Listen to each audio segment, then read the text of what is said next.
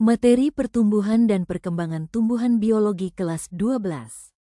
Konsep pertumbuhan dan perkembangan. 1. Pertumbuhan merupakan proses bertambahnya tinggi, volume, atau massa tubuh pada makhluk hidup yang bersifat kuantitatif, bisa diukur dan dihitung dengan angka. Proses pertambahan biomasa atau ukuran, berat, volume, atau jumlah, yang sifatnya tetap dan irreversibel, tidak dapat balik ke kondisi semula. 2. Perkembangan merupakan proses perubahan yang menyertai pertumbuhan, meliputi perubahan bentuk dan tingkat. Terjadi diferensiasi sel, histogenesis, organogenesis, dan gametogenesis terbentuk bunga. Pertumbuhan tumbuhan diawali dari biji yang tumbuh menjadi zigot kemudian menjadi embrio yang dilengkapi cadangan makanan, endosperma. Struktur biji terdiri dari testa, yaitu suatu selubung biji kuat yang berasal dari dinding bakal biji. Berfungsi sebagai kulit biji-biji.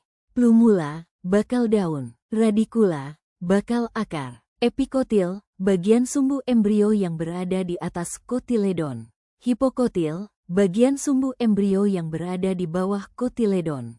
Endosperm, cadangan makanan ada yang terdapat pada, yaitu jaringan yang mengelilingi embrio atau terdapat di dalam kotiledon. Kotiledon dan satu atau dua keping biji. Pada tanaman monokotil, kotiledon mengalami modifikasi menjadi skutelum dan koleoptil. Skutelum berfungsi sebagai alat penyerap makanan yang terdapat di dalam endosperma, sedangkan koleoptil berfungsi melindungi plumula. Koleoriza yang berfungsi melindungi radikula. Pada tanaman dikotil tidak terjadi modifikasi. Biji terbagi menjadi dua jenis, yaitu biji yang tak berendosperm atau biji eksalbumin, contohnya biji bunga matahari, biji berendosperm atau biji beralbumin, biji jagung. Pertumbuhan tumbuhan merupakan hasil dari pembelahan sel, pembelahan mitosis menghasilkan sel anakan baru, pembesaran sel, pertambahan ukuran sel anak, diferensiasi sel, perubahan sel hingga terbentuk organ-organ. 1. Perkecambahan. Perkecambahan meliputi peristiwa-peristiwa fisiologis dan morfologis sebagai berikut. 1. Imbibisi dan absorpsi. 2. Hidrasi jaringan. 3. Absorpsi oksigen. 4. Pengaktifan enzim dan pencernaan. 5. Transport molekul yang terhidrolisis ke sumbu embrio. 6. Peningkatan respirasi dan similasi. 7. Munculnya embrio. Perhatikan gambar A. Awal perkecambahan, imbibisi. Air masuk ke dalam biji melalui proses imbibisi, penyerapan air oleh jaringan kering. Air meresap ke dalam jaringan biji, mengaktifkan metabolisme yang sebelumnya dorman. Endosperma adalah cadangan makanan yang nantinya akan digunakan oleh embrio. Embrio adalah calon tanaman muda di dalam biji. Aleron adalah lapisan sel yang mengelilingi endosperma dan berfungsi dalam sintesis enzim. B. Aktivasi hormon. Embrio menghasilkan hormon giberelin, GA. GA merangsang sel-sel aleron untuk menghasilkan enzim-enzim pencerna seperti amilase. Radikula mulai tumbuh dan menjadi akar primer. C. Produksi enzim. Lapisan aleron merespons GA dengan memproduksi enzim pencerna, misalnya amilase. Enzim-enzim ini mengubah cadangan makanan, terutama pati, di endosperma menjadi bentuk yang lebih sederhana, seperti gula. D. Pertumbuhan embrio. Amilase memecah pati menjadi gula, yang digunakan sebagai energi untuk pertumbuhan embrio. Radikula tumbuh menjadi akar. Tunas mulai tumbuh ke atas sebagai calon batang dan daun. Inilah tahap akhir perkecambahan, di mana kecambah telah terbentuk dan siap melanjutkan pertumbuhan menjadi tanaman dewasa. 1. Perkecambahan. Tipe hipogeal. Kotiledon tetap berada di dalam tanah. Plumula terbawa ke atas tanah karena pertumbuhan memanjang bagian epikotil. Hal itu disebabkan pertumbuhan hipokotilnya sangat sedikit atau tidak memanjang sama sekali sehingga kotiledonnya tetap berada di dalam testa, dengan tunas muda dan akar muncul dari dalam biji. 1. Perkecambahan. Tipe epigeal. Kotiledon terangkat ke atas tanah karena pertumbuhan memanjang bagian hipokotil. Kotiledon muncul sebagai keping biji hijau. Hipokotil berbentuk kait dan ujung plumula terletak di antara dua keping biji. Tujuannya, agar ujung plumula terlindung dari kerusakan akibat abrasi tanah. 2. Pertumbuhan primer terjadi sebagai hasil pembelahan sel-sel jaringan meristem primer. Berlangsung pada embrio, bagian ujung-ujung dari tumbuhan seperti akar dan batang. Embrio memiliki 3 bagian penting. Tunas embrionik yaitu calon batang dan daun. Akar embrionik yaitu calon akar. Kotiledon yaitu cadangan makanan. 2. Pertumbuhan primer. Daerah pertumbuhan pada akar dan batang berdasar aktivitasnya terbagi menjadi 3 daerah. 1. Daerah pembelahan sel-sel di daerah ini aktif membelah, meristematik. 2. Daerah pemanjangan berada di belakang daerah pembelahan. 3. Daerah diferensiasi bagian paling belakang dari daerah pertumbuhan. 3 sistem jaringan primer yang terbentuk sebagai berikut. 1. Protodem, yaitu lapisan terluar yang akan membentuk jaringan epidermis. 2. Meristem dasar yang akan berkembang menjadi jaringan dasar yang mengisi lapisan korteks pada akar di antara style dan epidermis. 3. Prokambium, yaitu lapisan dalam yang akan berkembang menjadi silinder pusat, yaitu floem dan xilem. B. Pertumbuhan primer pada akar. Akar muda yang keluar dari biji segera masuk ke dalam tanah, selanjutnya membentuk sistem perakaran tanaman. Titik tumbuh akar dibedakan menjadi daerah. 1. Pembelahan, tersusun oleh sel-sel meristem yang berbentuk kotak dan berukuran sangat kecil. Terdapat pada bagian ujung, di belakang tudung akar.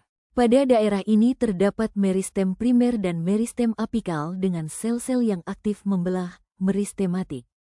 Meristem apikal merupakan pusat pembelahan sel. 2. Pemanjangan, tersusun atas sel-sel yang memiliki kemampuan untuk membesar dan memanjang. Pembentangan sel di daerah ini akan mendorong akar untuk menembus tanah. 3. Diferensiasi, tersusun atas sel-sel yang mengalami proses diferensiasi, sehingga memiliki struktur dan fungsi khusus. Epidermis pada daerah diferensiasi sudah terdiferensiasi dan tumbuh bulu-bulu akar, xilem dan floem. A. Pertumbuhan primer pada akar gambar jaringan meristem apikal akar A, tudung akar B, meristem C, daerah pemanjangan sel D, korteks E, floem F, xilem. Adapun fungsi dari tudung akar yaitu sebagai pelindung terhadap benturan fisik ujung akar terhadap tanah sekitar pertumbuhan. Memudahkan akar menembus tanah karena tudung akar dilengkapi dengan sekresi cairan polisakarida. Perbedaan antara tudung akar dikotil dan monokotil sebagai berikut. Pada tudung akar dikotil, antara ujung akar dengan kalipatra tidak terdapat batas yang jelas dan tidak memiliki titik tumbuh pada kalipatra tersebut. Pada tudung akar monokotil, antara ujung akar dan kalipatra terdapat batas yang jelas atau nyata dan mempunyai titik tumbuh tersendiri yang disebut kaliptrogen. Sel-sel kalipatra yang dekat dengan ujung akar mengandung butir-butir tepung yang disebut kolumela. B. Pertumbuhan primer pada batang. Meristem apikal pada batang dibentuk oleh sel-sel yang senantiasa membelah pada ujung tunas yang biasa disebut kuncup. Di dalam kuncup, ruas batang dan tonjolan daun kecil, primordia, memiliki jarak sangat pendek karena jarak internodus, antar ruas, sangat pendek. Pertumbuhan, pembelahan, dan pemanjangan sel terjadi di dalam internodus. 3. Pertumbuhan sekunder. Pertumbuhan sekunder terdiri dari jaringan yang dihasilkan oleh kambium vaskular dan kambium gabus. Tahapan pertumbuhan sekunder akar dan batang. 1. Sel-sel kambium vaskuler terletak di antara xilem dan floem. 2. Sel-sel kambium vaskuler melakukan pembelahan ke arah dalam membentuk jaringan xilem sekunder dan ke arah luar membentuk jaringan floem sekunder. 3. Pembelahan sel-sel kambium vaskuler menghasilkan pertambahan diameter batang sehingga epidermis terkelupas, mati. Pembelahan kambium gabus akan menggantikan fungsi epidermis yang rusak. 3. Pertumbuhan sekunder. Pembelahan kambium vaskuler terjadi sepanjang tahun, tetapi kecepatan pembelahan pada musim hujan dan musim kemarau tidak sama. Pada musim hujan, kecepatan pembelahannya lebih tinggi sehingga menghasilkan pertambahan diameter batang yang lebih besar. Pertumbuhan sekunder ini akan membentuk lingkaran tahun pada batang. 4. Pembungaan. Adapun 6 tahap pembungaan. 1. Evokasi atau induksi bunga, yaitu tahap ketika meristem vegetatif berubah menjadi meristem reproduktif yang terjadi di dalam sel. 2. Inisiasi bunga, yaitu tahap ketika perubahan morfologis menjadi bentuk kuncup reproduktif mulai dapat terdeteksi secara makroskopis. 3. Perkembangan kuncup bunga menjadi antesis ditandai dengan terjadinya diferensiasi bagian-bagian bunga. Pada tahap ini terjadi proses megasporogenesis dan makrosporogenesis untuk penyempurnaan dan pematangan organ-organ reproduksi jantan dan betina. 4. Antesis merupakan tahapan ketika terjadi pemekaran bunga. Tahapan ini umumnya bersamaan dengan mulai masaknya organ reproduksi jantan dan betina. 5. Penyerbukan dan pembuahan yang ditandai dengan mulai munculnya buah muda sebagai hasil dari proses ini. 6. Perkembangan pemasakan buah dan biji. Diawali dengan perbesaran bakal buah, ovarium, yang diikuti oleh perkembangan endosperm, cadangan makanan, dan selanjutnya terjadi perkembangan embrio.